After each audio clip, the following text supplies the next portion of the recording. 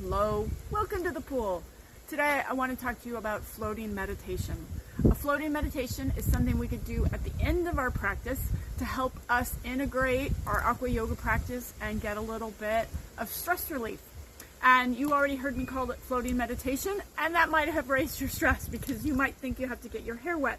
It's a little bit of a misnomer because we don't actually have to get our hair wet.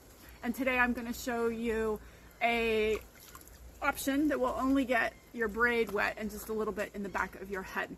Also, meditation. Some people are really stressed to hear that.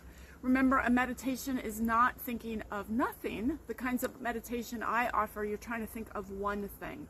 So perhaps that's your breath, perhaps how the water feels on your skin. You might hear the peacocks in the background in my neighborhood. Perhaps it's the peacocks calling. And when you get distracted, because pools are usually busier places than your own backyard, it's just another opportunity to practice. So these floating meditations are a chance for you to learn how to improve your concentration under stress and then take that out into your real life outside the pool.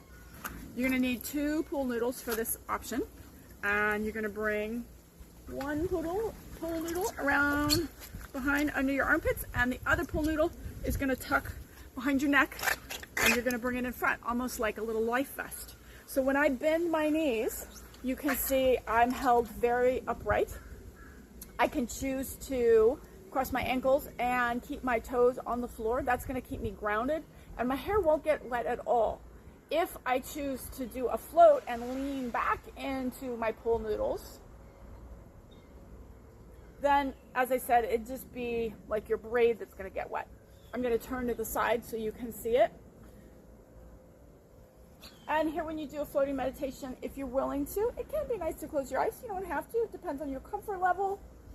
And again, if you get distracted, you just bring your point of focus back to whatever it was that you chose.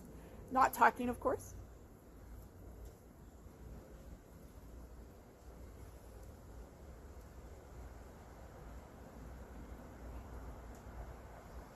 So that's just a brief example for you. When you're ready to come down, you would bend your knees, roll to the side, ground your feet, and remove your pool noodles.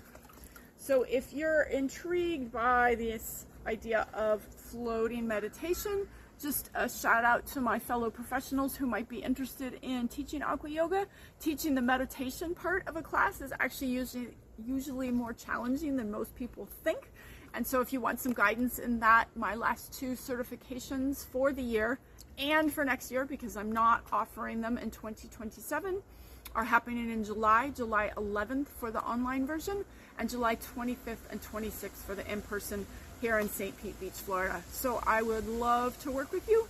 If we haven't met before, my name is Christa Fairbrother. I'm an internationally recognized aqua yoga coach and trainer, and I love helping people get a little more comfort in aqua yoga, whether it's through a floating meditation or any of the other practices we do. So I hope you find some peace and stress relief the next time you make it to the pool. Take care.